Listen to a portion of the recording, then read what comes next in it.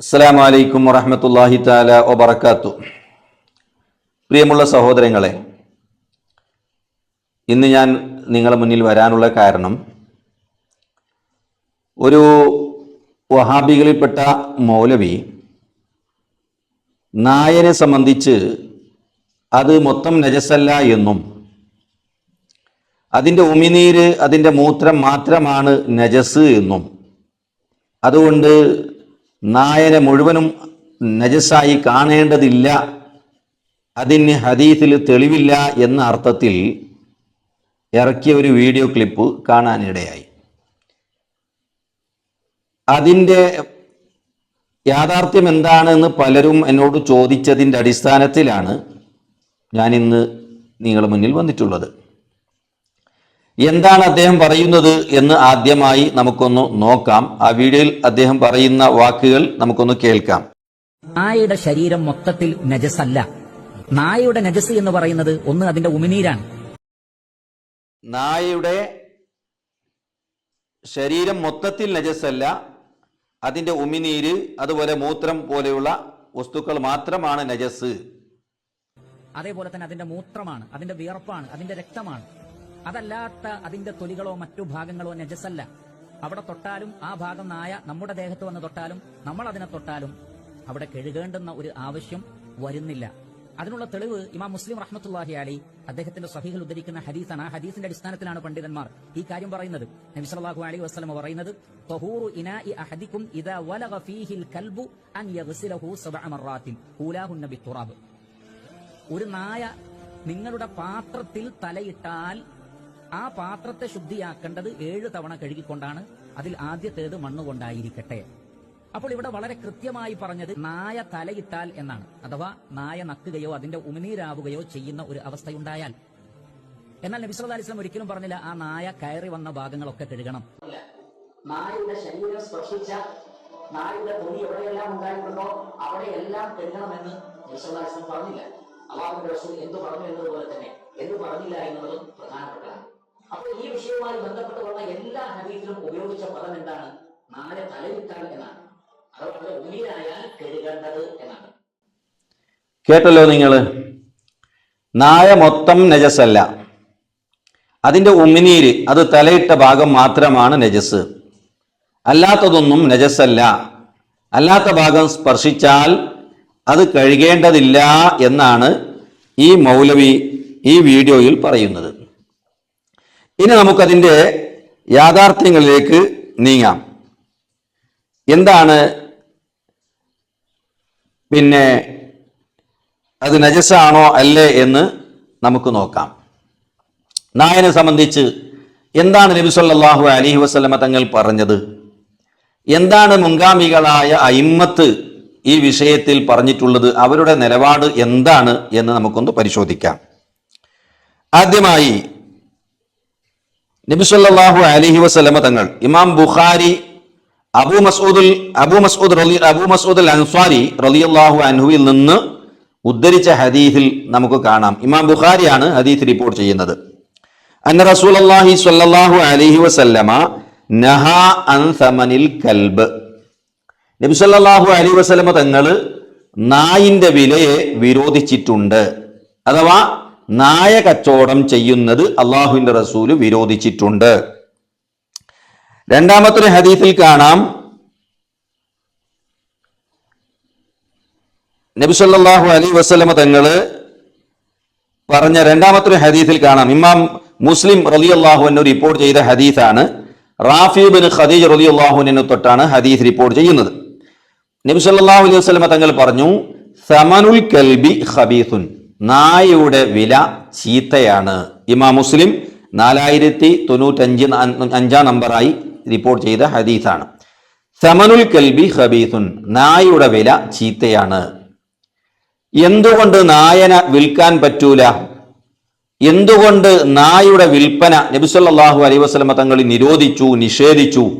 അതിന്റെ കാരണം എന്താണ്? അത് മഹാന്മാരായ ഇമാമിങ്ങൾ അവരെ ഗ്രന്ഥത്തിൽ വളരെ വ്യക്തമായി പറഞ്ഞു. നായയുടെ വിൽപ്പന നബി സല്ലല്ലാഹു അലൈഹി വസല്ലമ തങ്ങൾ വിരോധിക്കാനുള്ള കാരണം മറ്റൊന്നും അല്ല, അത് നജസായ മൃഗമാണ് എന്നതുകൊണ്ടാണ്. ഇമാം ഇബ്നു ഹജർ റളിയല്ലാഹു അൻഹു തുഹഫയിൽ പറഞ്ഞു, ഫലാ യസിഹു ബൈഉ നജസിൻ കൽബിൻ വഖംബിൻ വഗൈരിഹിമാ മിമ്മാ ഹുവ നജസുൽ ഐനി. നായ, കള്ള് അതുപോലെയുള്ള മറ്റ് നജസായ വസ്തുക്കളെ വിൽക്കാൻ പറ്റുകയില്ല. അപ്പൊ നായയുടെ വിൽപ്പന ഇസ്ലാം വിരോധിക്കാനുള്ള കാരണം, അള്ളാഹുവിന്റെ റസൂല് അത് വിരോധിക്കാനുള്ള കാരണം, നായ മൊത്തം അത് നജസായ മൃഗമാണ് എന്നതുകൊണ്ടാണ്. ഇത് ഇമാം മുസ്ലിം റളിയല്ലാഹു അൻഹും ഇമാം ബുഖാരിയും റിപ്പോർട്ട് ചെയ്ത ഹദീസിലാണ് ഉള്ളത്. അപ്പൊ ചുരുക്കത്തിൽ നായ നജസാണ് എന്ന് വളരെ വ്യക്തമായി ഈ ഹദീസുകളിൽ നിന്ന് നമുക്ക് കാണാൻ കഴിയും. കാരണം നായയുടെ വിൽപ്പന വിരോധിക്കാനുള്ള കാരണം അത് നജസാണ് എന്നതുകൊണ്ടാണ്. അപ്പൊ നായ നജസാണ് എന്ന് ബുഖാരിയുടെയും മുസ്ലിമിന്റെയും ഹദീസിൽ നിന്ന് വളരെ കൃത്യമായി നമുക്ക് മനസ്സിലാക്കാൻ കഴിയും. ഇനി നിങ്ങൾ നോക്ക്, മൂന്നാമത് അബൂ ഹുറൈറ റളിയല്ലാഹു അൻഹു റിപ്പോർട്ട് ചെയ്ത ഹദീസിൽ കാണാം, കാന റസൂലുള്ളാഹി സ്വല്ലല്ലാഹു അലൈഹി വസല്ലമ യഅതി ദാറ ഖൗമിൻ മിനൽ അൻസാർ.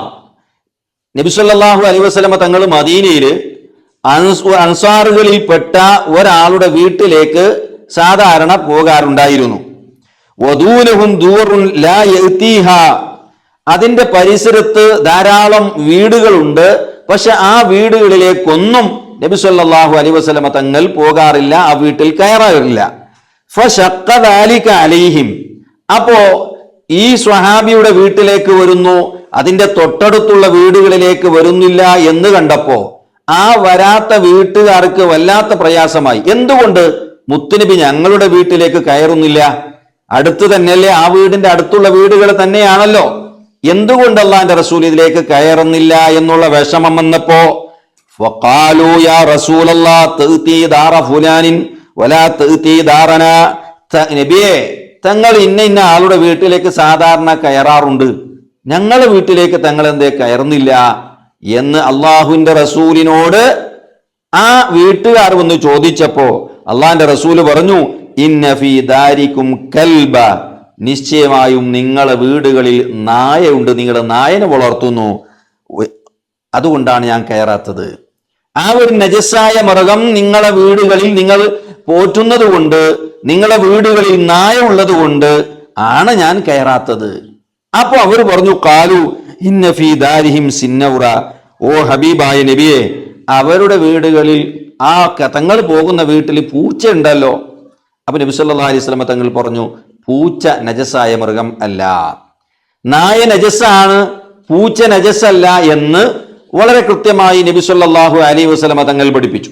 അപ്പൊ ചുരുക്കത്തിൽ ഈ ഹദീസിൽ നിന്നും, ഇത് ധാരാളം മുഹദ്ദിസുകൾ ഈ ഹദീസ് റിപ്പോർട്ട് ചെയ്തിട്ടുണ്ട്. ഇമാം ബൈഹഖി സുനനുൽ കുബറയിൽ ഉദ്ധരിക്കുന്നുണ്ട്, അതുപോലെ തന്നെ ധാരാളം ഇമാമിങ്ങൾ ഈ ഹദീസ് റിപ്പോർട്ട് ചെയ്തതായിട്ട് നമുക്ക് കാണാൻ കഴിയും. അപ്പോ നായ നജസാണ് എന്ന് ഈ ഹദീസിൽ നിന്നും വളരെ കൃത്യമായി നമുക്ക് മനസ്സിലാക്കാൻ കഴിയും. ഇനി നബി സല്ലല്ലാഹു അലൈഹി വസല്ലം തങ്ങൾ പറഞ്ഞ മറ്റൊരു ഹദീസിൽ നമുക്ക് കാണാം, അബൂ ഹുറൈറ റളിയല്ലാഹു അൻഹു റിപ്പോർട്ട് ചെയ്ത ഹദീസാണ്. അള്ളാഹുവിന്റെ റസൂൽ പറയുന്നു, മൻ അംസക കൽബൻ.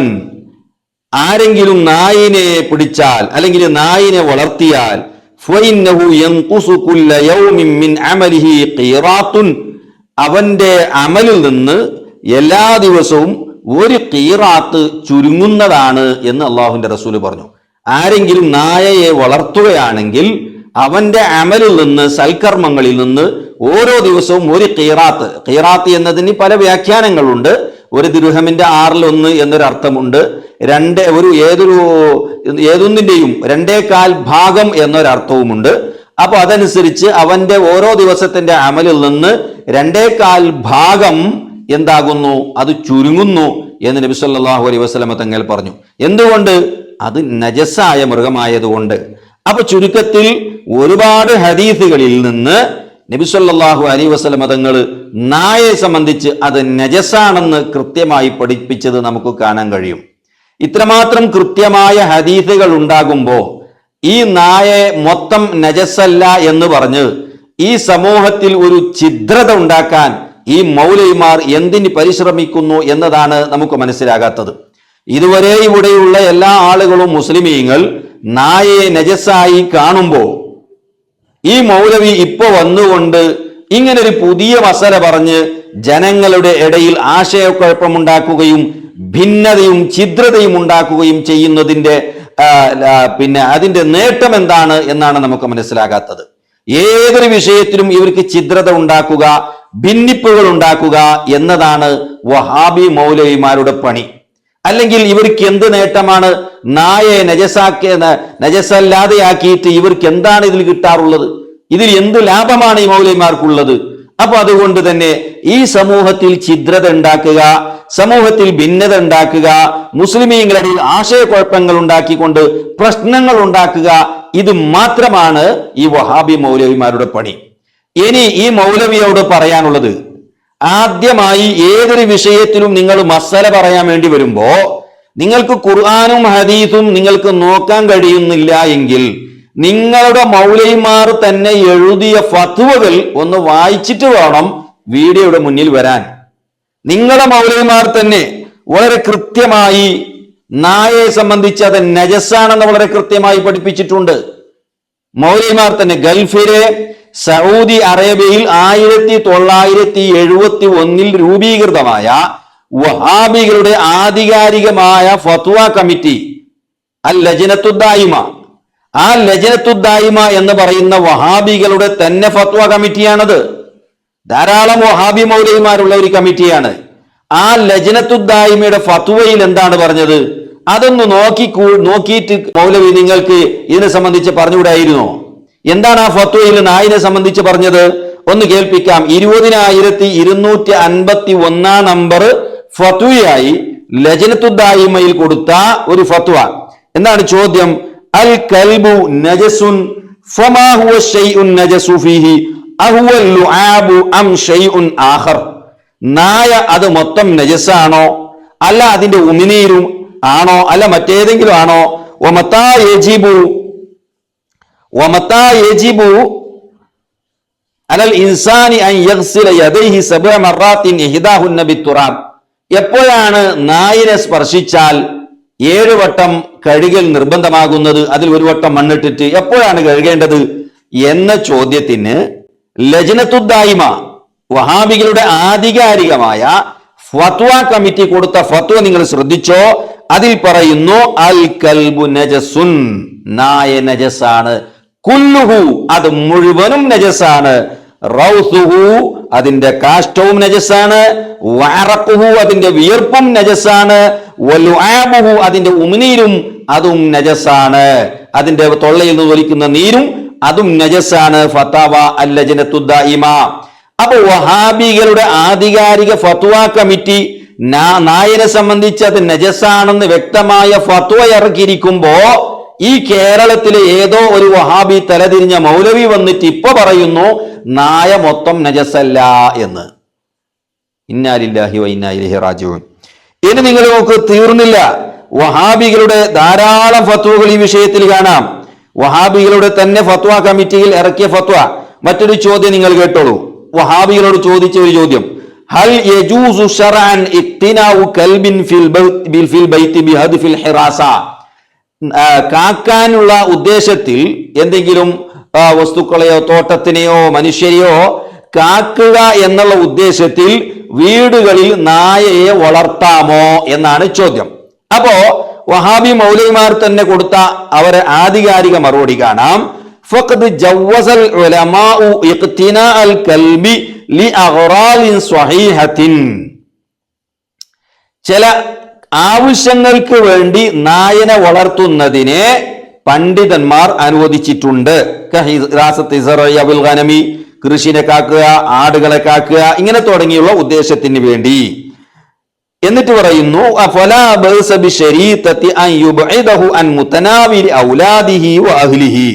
പക്ഷെ ഒരു കണ്ടീഷനോടുകൂടെ ആ നായയെ കുട്ടികളോ കുടുംബക്കാരോ അതിനെ തൊട്ട് ദൂരത്താകണം എന്ന ഒരു നിബന്ധനയോടുകൂടെ. എന്തുകൊണ്ട്? കേട്ടോളി, ലിഅന്നൽ കൽബ നിശ്ചയമായും നായ നജസുൽ ഐനി ഐന് നജസായ മൊത്തം നജസായ മൃഗമാണ്. ലിഅന്നൽ കൽബ നജസുൽ ഐൻ നായ മൊത്തം നജസാണ്.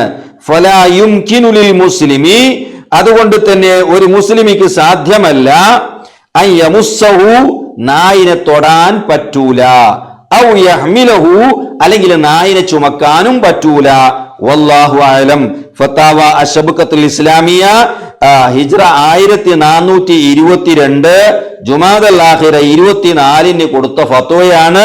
വഹാബിയുടെ ഫത്വ കമ്മിറ്റിയാണ് അശ്ശബ്ഖത്തുൽ ഇസ്ലാമിയ. ആ ശബ്ഖത്തുൽ ഇസ്ലാമിയയിൽ വളരെ കൃത്യമായി പറയുന്നു നായ മൊത്തം നജസായ മൃഗമാണ് എന്ന്. അപ്പോ ഇത്തരം ഫത്വകൾ വഹാബികൾ തന്നെ ഇറക്കിയിരിക്കുമ്പോ ഇപ്പൊ വന്നിട്ട് മൗലവി പറയാണ് നായ മൊത്തം നജസല്ല, അതിന്റെ ഉമിനീര് മാത്രമാണ് നജസ് എന്ന്. ഇനി കേട്ടോളൂ, അതേ ഫത്താവ അശ്ശബ്ഖത്തുൽ ഇസ്ലാമിയയിൽ കാണാം ഫഖദ് ദഹബൽ ജുംഹൂറു ഇലാ നജാസത്തിൽ കൽബി ബിജമീഇ അജ്സാഇഹി നായയുടെ മുഴുവൻ ജുസുകളും കേവലം ഉമിനീരോ അതിന്റെ ബായോ മാത്രമല്ല അതിന്റെ മുഴുവൻ പാർട്സുകളും അജ്സാകളും നജസാണ് എന്നാണ് ബഹുഭൂരിപക്ഷം മഹാന്മാരുടെ ഇമാമീങ്ങളുടെ അഭിപ്രായം എന്ന് ഫത്താവ അശ്ശബ്ഖത്തുൽ ഇസ്ലാമിയ എന്ന വഹാബിയുടെ ഫത്താവയിൽ വളരെ കൃത്യമായി രേഖപ്പെടുത്തുന്നുണ്ട്. ഇനി നിങ്ങൾ കേട്ടോളൂ, വഹാബിയുടെ മറ്റൊരു ആധികാരികമായ പണ്ഡിതനായ ഇബ്നു ബാസ്, ആ ഇബ്നു ബാസ് പറയുന്നു അൽ മഖ്സൂദു അന്നൽ കൽബ നജസുൻ നായ നജസാണ്, നായ നജസാണ്. വലിഹാദാ അതുകൊണ്ടാണ് ഖാല അലൈഹി സ്വലാത്തു വസ്സലാം തഹൂറു ഇനായ അഹദികും അൻ യഗ്സിലഹു സബ്അ മറാത്തിൻ ഉലാഹുന്ന ബിത്തുറാബ് നായ തലയിട്ടാൽ 7 വട്ടം കഴുകണമെന്ന് അള്ളാഹുവിന്റെ റസൂല് പറയാനുള്ള കാരണം നായ മൊത്തവും നജസായത് കൊണ്ടാണ് എന്ന് ഇബ്നു ബാസ് അദ്ദേഹത്തിന്റെ ഫത്താവ 5-ാം വാള്യം 384 പേജിൽ രേഖപ്പെടുത്തുന്നു. ഇനി നിങ്ങൾ നോക്ക്, അവരുടെ മറ്റൊരു ആധികാരിക പണ്ഡിതനാണ്, വഹാബികളുടെ ആധികാരിക പണ്ഡിതനാണ് ഉസൈമീൻ. ഈ അടുത്ത കാലത്ത് മരണപ്പെട്ടു പോയ ആ ഉസൈമീൻ അദ്ദേഹം പറയുന്നു അമ്മാ മസ്സു ഹാദൽ കൽബ് നായനെ സ്പർശിക്കുന്നത്. കൃത്യം നിങ്ങൾ മനസ്സിലാക്കണം, വഹാബി മൗലവിയാണ് പറയുന്നത്, സലഫി മൗലവിയാണ് പറയുന്നത്. വഅമ്മാ മസ്സു ഹാദൽ കൽബ് ഈ നായ അഥവാ ആവശ്യത്തിന് വേണ്ടി നായയെ പോറ്റാം, കൃഷിയുടെ ആവശ്യത്തിന് വേണ്ടി അതുപോലെ മറ്റുള്ള ആവശ്യത്തിന് വേണ്ടി നായയെ പോറ്റാം എന്ന് പറഞ്ഞതിന്റെ ശേഷം പറയാണ് വഅമ്മാ മസ്സു ഹാദൽ കൽബ് ഇങ്ങനെ ആവശ്യത്തിന് വേണ്ടി പോറ്റുന്ന നായയെ തൊടുന്നത് ഫഇൻകാന മസ്സുഹു ബിദൂനി റുതുബത്തിൻ പശർമയില്ലാതെ നനവില്ലാതെ വണങ്ങിയ നായിനെയാണോ തൊടുന്നത്, എന്നാൽ ഫഇന്നഹു ലാ യുനജ്ജിസുൽ യദ അത് കൈയിനെ നജസാക്കുന്നതല്ല. വണങ്ങിയ നായനെ തൊട്ടാൽ കൈയും ഉണങ്ങിയതാണ്, നനവില്ലാത്തതാണ്, നായും ഉണങ്ങിയതാണ്, ഉണക്കാണ്, നനവില്ലാത്തതാണ്, എന്നാൽ കൈ നജസാവുകയില്ല. അതേസമയം വഇൻകാന മസ്സുഹു ബി റുതൂബത്തിൻ നായിനെ സ്പർശിക്കുന്നത് നനവോടുകൂടെയാണ്, പശർമയോടുകൂടെയാണ്. അതായത് ഐ ഹൈതു യമുസ്സുൽ ഇൻസാനു ലഹ്റഹു ഒരു മനുഷ്യൻ അത് ആ നായയുടെ മുതുകിനെ തൊടുകയാണെങ്കിൽ എത്രത്തിൽ വഹുവ റത്ബുൻ അതിന്റെ മുതുക് പശർമയുള്ള നനവുള്ളതാണ്, അതിലേക്ക് വെള്ളം തട്ടിയിട്ടോ എന്തെങ്കിലും കാരണങ്ങളെ കൊണ്ട് അതിന്റെ മുതുക് പശർമയുണ്ട്. ഔ യദുഹു അല്ലെങ്കിൽ അവന്റെ കൈക്ക് പശർമയുണ്ട്. ഔ യദുൽ മാസ് അല്ലെങ്കിൽ ഏത് സ്പർശിക്കുന്നവന്റെയും കൈ എന്തുണ്ട്, നനവുണ്ട്, പശർമയുണ്ട്, റത്ബത്തുൻ പശർമയുള്ളതാണ്. എന്നാ യൂജിബു തൻജീസൽ യദി അവന്റെ കൈനെ അത് നജസാക്കുന്നതാണ്. അലാ റഅയി കസീരിൻ മിൻ അഹ്ലിൽ ഇൽം ഭൂരിഭാഗം ഇമാമിയങ്ങളുടെ അഭിപ്രായ പ്രകാരം അവന്റെ കൈ നജസാകുന്നതാണ്. അപ്പൊ നായ പശർമയുള്ളതാണ് എങ്കിൽ അതിന്റെ മുതുകിനെ തൊട്ടാലും അല്ലെങ്കിൽ ഇവന്റെ കൈക്ക് പശർമയുണ്ട് എന്നിട്ട് ആ നായിന്റെ മുതുകിനെ തൊട്ടു, അല്ലെങ്കിൽ നായിന്റെ മുതുക് പശർമയുണ്ട് എന്നിട്ട് ഇവൻ തൊട്ടു എങ്കിൽ ഇവന്റെ കൈ നജസാകും. വയജിബു ഗസ്ലുഹാ ഐ ഗസ്ലുൽ യദി, അവന്റെ കൈനെ കഴുകൽ നിർബന്ധമാണ്. ബഅദഹു, അതിന്റെ ശേഷം 7 മറാത്തിൻ 7 വട്ടം, ഇഹ്ദാഹാ ബിത്തുറാബ്, ഒരു പ്രാവശ്യം മണ്ണും കൊണ്ട് കഴുകണം. അപ്പൊ നായ മൊത്തം നജസാണ് എന്നും പശർമയോടുകൂടി നായിനെ സ്പർശിച്ചാൽ എവിടെ സ്പർശിച്ചാലും 7 വട്ടം കഴുകണം എന്ന് വഹാബികളുടെ ആധികാരിക പണ്ഡിതനായ ഉസൈമീൻ അദ്ദേഹത്തിന്റെ ഫതാവ 2ാം വാള്യം 114 പേജിൽ രേഖപ്പെടുത്തുന്നുണ്ട്. അതുകൊണ്ട് മൗലവിമാരെ, നിങ്ങളുടെ നേതാക്കൾ എഴുതി വെച്ച ഫത്വ നോക്കിയിട്ട് വേണം നിങ്ങൾ മസല പറയാൻ. അത് നോക്കിക്കൂടെ നിങ്ങൾക്ക്? ആദ്യമായി ഈ വീഡിയോയിൽ വരുന്നതിന് മുമ്പ്, ഈ ജനങ്ങളെ ആശയക്കുഴപ്പത്തിലാക്കുന്നതിന് മുമ്പ്, ജനങ്ങളുടെ ഇടയിൽ ഛിദ്രതയും ഭിന്നതയും അനൈക്യവും ഉണ്ടാക്കുന്നതിന് പകരം നിങ്ങളെ മൗലവിമാർ കൊടുത്ത ഫത്വനെ നോക്കിയിട്ട് വേണം ഒരു സംഗതി പറയാൻ. അപ്പൊ ഇതൊന്നും സുന്നികളായ ആളുകൾ പറയുന്നതല്ല, സലഫി മൗലവിമാർ തന്നെ കൃത്യമായി പറയുന്ന സംഗതികളാണ്. ഇനി നോക്ക്, അവരുടെ മറ്റൊരു പണ്ഡിതൻ, വഹാബികളെ മറ്റൊരു പണ്ഡിതനാണ് സ്വാലിഹുൽ മുനജ്ജിദ്. അദ്ദേഹം പറയുന്നു, ലി അന്ന നജാസതഹു ഐനിയത്തുൻ, നായനെ വിൽക്കാൻ പാടില്ല എന്ന മസല പറഞ്ഞിട്ട് അദ്ദേഹം പറയുന്നു, ലി അന്ന നജാസതഹു ഐനിയത്തുൻ, നായയുടെ നജാസത്ത് ഐനിയത്താണ്, അഥവാ അത് ഐൻ നജസായ സാധനമാണ്, അത് മുഴുവനും ഐന നജസാണ് എന്ന് സ്വാലിഹുൽ മുനജ്ജിദും വളരെ കൃത്യമായി പറയുന്നു.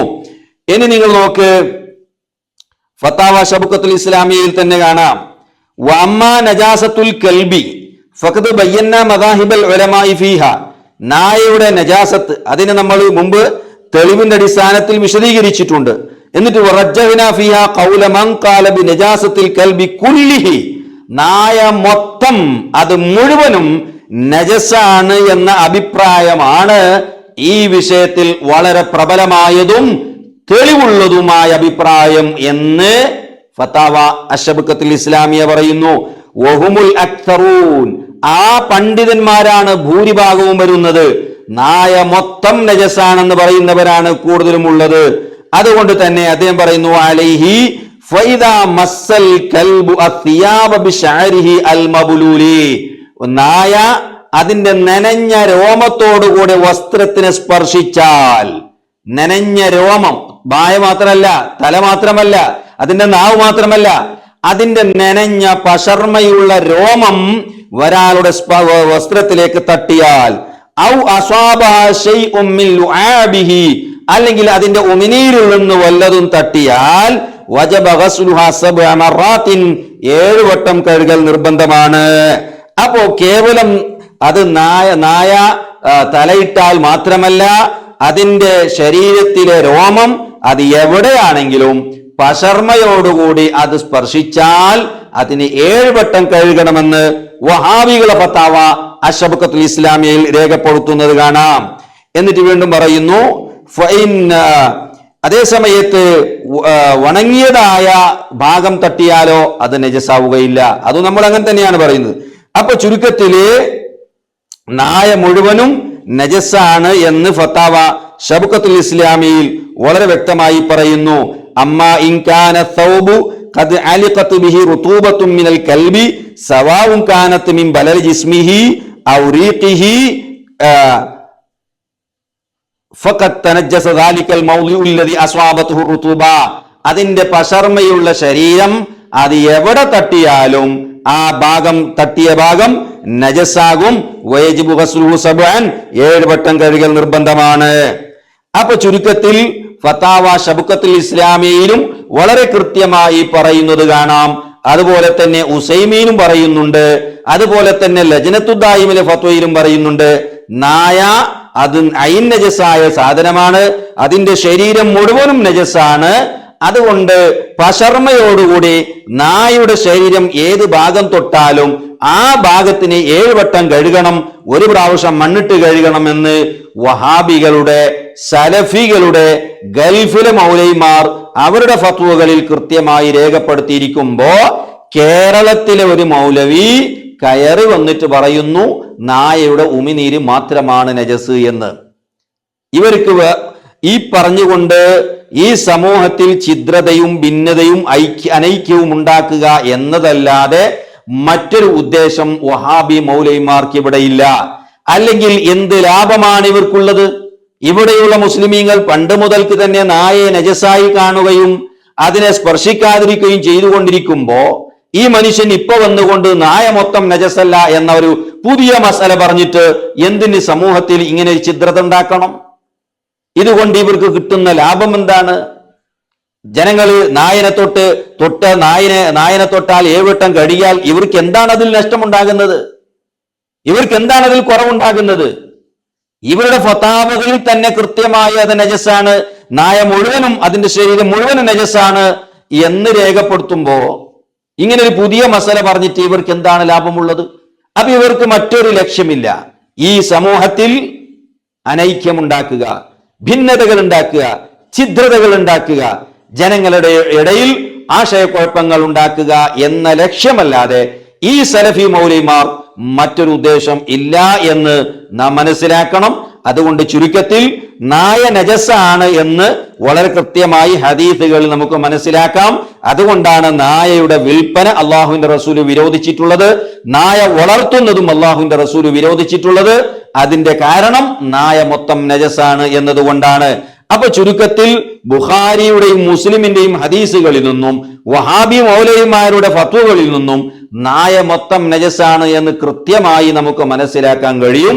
അതുകൊണ്ട് ഇത്തരം ഏതെങ്കിലും ഭിന്നതയും ഛിദ്രതയും ഉണ്ടാക്കുന്ന സലഫി മൗലവിമാരുടെ ചതിയിൽ പെട്ടുപോകരുത് എന്ന് മാത്രം ഉണർത്തിക്കൊണ്ട് ഞാൻ അവസാനിപ്പിക്കുന്നു. അസ്സലാമു അലൈക്കും വറഹ്മത്തുള്ളാഹി തആല വബറകാതുഹു.